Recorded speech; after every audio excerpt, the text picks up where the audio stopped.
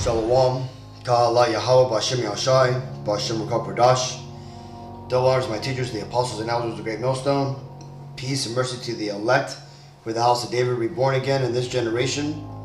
And Shalom to the 130 Yasharallah, who today are known as the Negroes, Latinos, and Native Americans, who before losing our true heritage, we were known as, and still are, the true Hebrew Israelites of the Holy Bible. In today's lesson, we're talking about the chariots of the Lord, and we're going to highlight a recent article that came out that covered some leaked photos that are from 1971. But before we read that article or see some of these images, let's go and read this. This is 2 Chronicles 16:9. For the eyes of Yahawah B'Shem Yahawashi run to and fro throughout the whole earth, to show himself strong in the belief of them whose heart is perfect towards him. Herein thou hast done foolishly, therefore from henceforth thou shalt have wars. And the key point here is the first line. You see, this isn't talking about some eyeballs going back and forth in the sky. No, this is actually talking about what the world refers to as UFOs. You see, the Lord, He doesn't come down to earth that often, okay? He has His angels come down here for Him and report to Him what is going on here. Now, that information gets to Him, I'm guessing, almost instantly, if not instantly. But the point being is that the Lord commands the angels to go out and do certain jobs, and they do it. And that includes going back and forth throughout the world to report on what's going on or to do particular jobs. Just like when you read Job 1, when the Lord asked Satan, what was Satan doing? And Satan said, going up and down in the earth. Right? And we all know that Satan has a job that was given to him by the Lord. Now, from this poster that I created, I've added a couple of scriptures that talk about the chariots, or what the world calls UFOs. So you can see this isn't just some crazy conspiracy theory. No, it is well established that the chariots of fire, right, the irons of mountain, the clouds of heaven, described in the Bible and these scriptures are actually the UFOs that people refer to today. And if you look at these images here on the bottom, this is more likely, for example, let's take a look at here, where we had the wise men that came to see the birth of the Messiah. The star that they were following was a chariot, right? This is what it more likely looked like. Other things, when you get into historic paintings, you could see that chariots were all throughout history, right? You could see the titles of these images. Right here at the crucifixion of the Messiah, you have these two figures. Check that out. See, so people understood that these things that we see today, going back and forth throughout the land, that even now in this time, Esau is having to admit that they're out there and they do exist, and that they pose a threat to, national security, right? But he's not spilling the entire beans. He's just saying now that they actually exist, right? But we're here, us prophets, starting with the apostles on down, we're here to tell you what these balls of light and these little tic-tac shaped projectiles going faster than anything that we've seen that's humanly possible. We're here to tell you what they are. Well, they are the chariots of the Lord. And these chariots, just like in this image, they have been known throughout the course of history of mankind to be the angels. Okay? Now, let's go and get into this article. Like I said, these images that were released come from 1971. So these have been top secret since then, but recently they've been made public. And this is from a website called theblackvault.com. And let's see. let's start here. It says, and I'm just going to read the article so you can see these images. And these images were ultimately taken from a U.S. Navy submarine, which we'll get into in just a bit. So it says, Submarine by Alex Mestretta. It says, this got started when I heard from one of my sources in Europe that some pictures that I might want to take a look at were making the rounds. These turned out to be the pictures that a French paranormal magazine called Top Secret published. They claim that they received them from an anonymous source. That is all they have had said publicly so far. Top Secret source and mine are unrelated. I made connections in the intelligence community in Europe years ago in a project unrelated to UFOs. It was for the Congo's Mokele Mombre project that I was working on. They have always been reliable, but you know how these things go. You never really know. I have used them on information based on Russian UFOs in the past, and they have been very reliable with that. I'm obviously trying to directly get access to Top Secret's original source, so we'll see. By the way, feel free to contact them yourself or anyone that you feel can help. Obviously, I want to stay on point with this and be part of whatever comes out in this case. But the important thing is to get the truth, and the Black Volt name is extremely well respected, and that can very much help. Here's what we know so far. The original anonymous source claims that these issues, right, says 1. The photos were taken on the United States Navy submarine. The location was between Iceland and Jan Mayen Island in the Atlantic Ocean. It says Jan Mayen belongs to Norway and is only inhabited by the Norwegian Meteorological Institute and the Norwegian military. They were taken in March of 1971. The submarine was the Navy USS Tripang SNN 674, and the admiral on board was Dean Reynolds II. Obviously, the next step is to try and locate the Admiral Reynolds if he exists. Now, this is the submarine that they're talking about, right? And to look at just some of its history, I went to Wikipedia, and you can see here, it's a legit, submarine. And again, since these images were taken in 1971, it tells you here. I read kind of like what this submarine's job was, and notice like what it said here. It said, basically after it left, went back to New England at the end of this year, I guess. It says, back in New England waters for the local operations, Tripang again headed south for further tests. In November 1971, she deployed to conduct independent operations in the North Atlantic Ocean. Okay, so this is basically where they're saying these images were taken over here by Norway, okay, in the North Atlantic, and that's where the submarine was stationed. So let's get back. The submarine came upon the object by accident, as they were in a region on a routine joint military and scientific expedition. Officer John Klika was the one who initially spotted the object with the periscope. This obviously implies that it wasn't ours, and unfortunately doesn't explain the different objects seen in the pictures. Top Secret claims that on one of the pictures there was some inscriptions. I don't have a version of this, and it is too faint to see on these photographs. Upper left, it says official photograph not to be released, CT. In the bottom right corner, it says SIC, unauthorized disclosure subject, security certificate SSN 674 criminal sanction.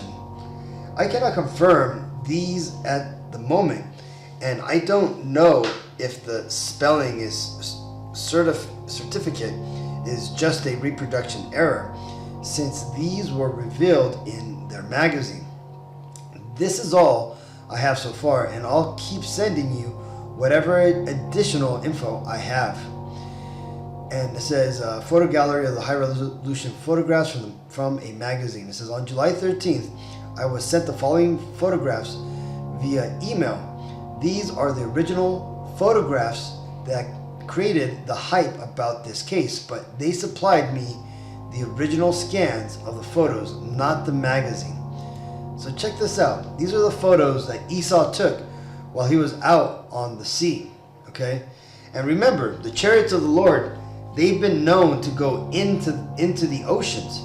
When you deduce what the angels asked Ezra in 2nd Ezra, when the angel had asked Ezra to answer him simple questions, and that if he was to be able to answer him these simple questions, that the angel would then answer Ezra's questions that he was asking him.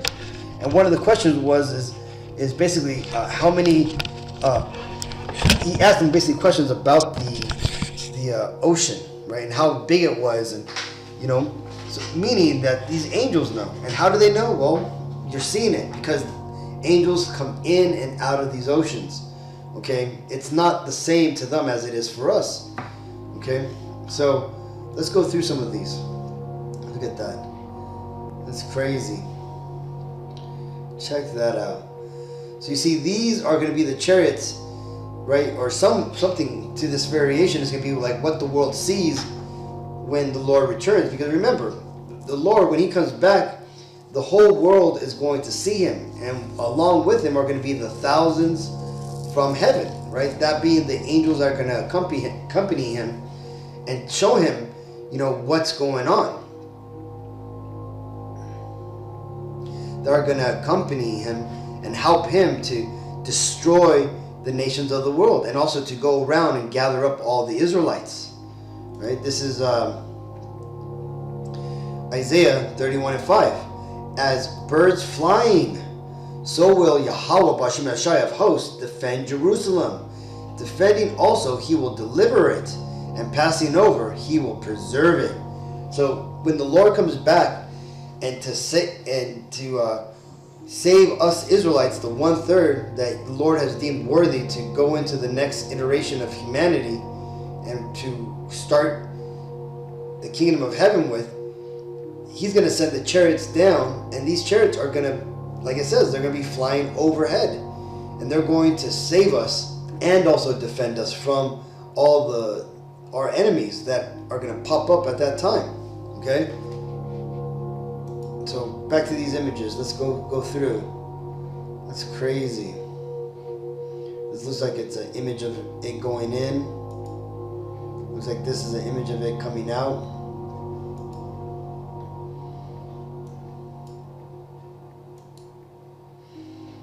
Check that out. You see, these chariots, they can take on many different shapes. Because remember, like it tells you in the scriptures that the horses and weapons of Egypt are flesh and not spirit, right? So what do you deduce from this? That the angels and the vehicles that they fly around in, they're spirit, right? It's a different dimensional power that they command and that they use to enter in and out of our dimension. So this is why you get things like this. It's crazy, man. So when this looks like a chamber, right? And what does the scripture says about the Israelites when they're going to be saved, right? This is Isaiah 26:20. Come, my people, enter thou into thy chambers, and shut thy doors about thee. Hide thyself as it were for a little moment, until the indignation has overpassed. And you see, because when the Lord comes back, he's going to basically save and call up, right? Basically abduct the Israelites, right? Other church doctrines refer to this as the rapture, but see, this is going to be the one and only rapture. There's going to be no second rapture or coming back.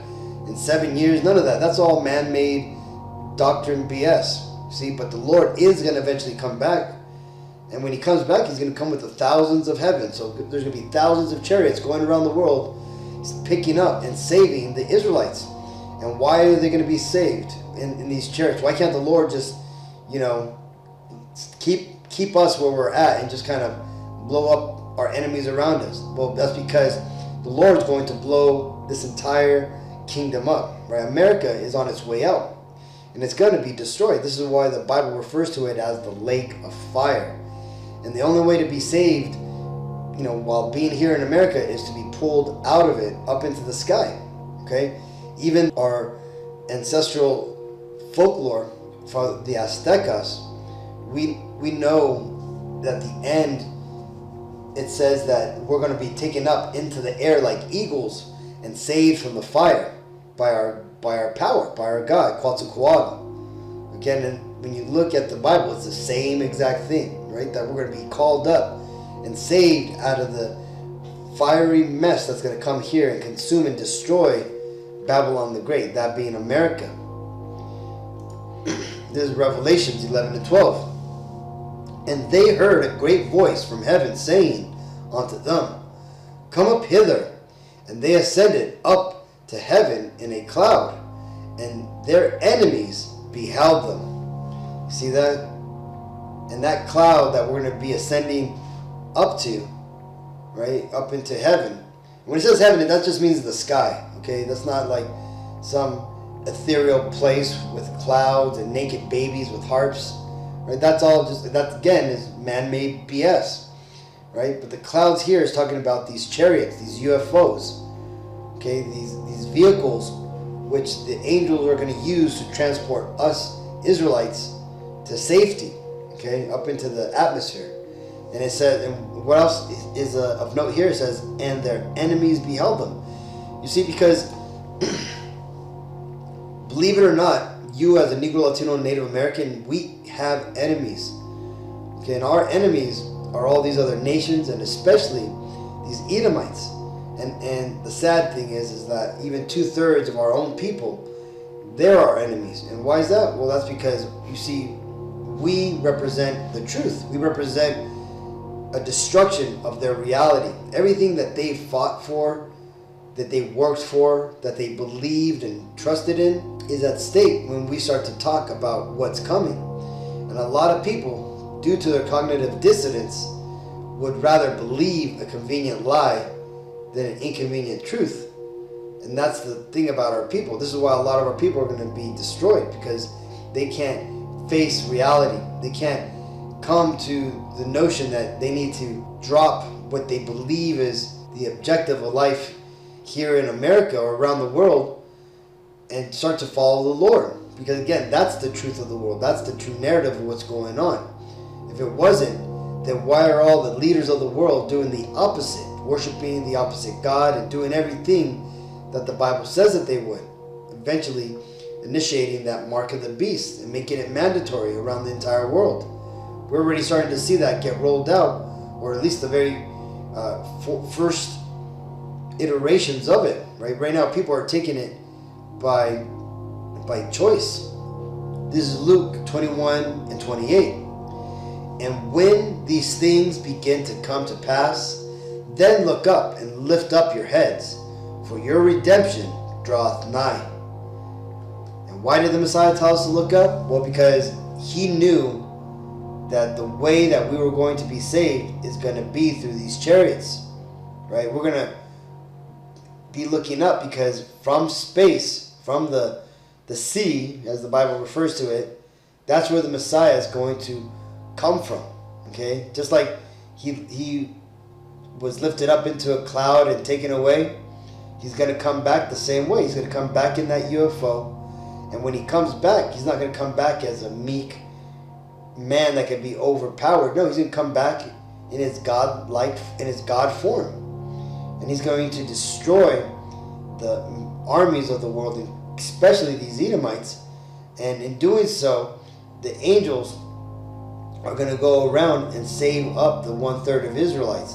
That being the 144,000 plus the 1/3 of Israel. That's 1 out of every 3 Negro, Latino, Native Americans that will wake up to this truth, come back and repent from the ways of their Babylonian lifestyle, and come back to our true heritage, that of being an Israelite, right? A child of God. So either way, Akim, I thought these images were pretty amazing. I wanted to share them with the body, so hopefully you found this edifying. So until next time, I want to give all honor, glory, and praises to Yahawah, B'Hashem Yahshai, B'Hashem Qadash. Shalom.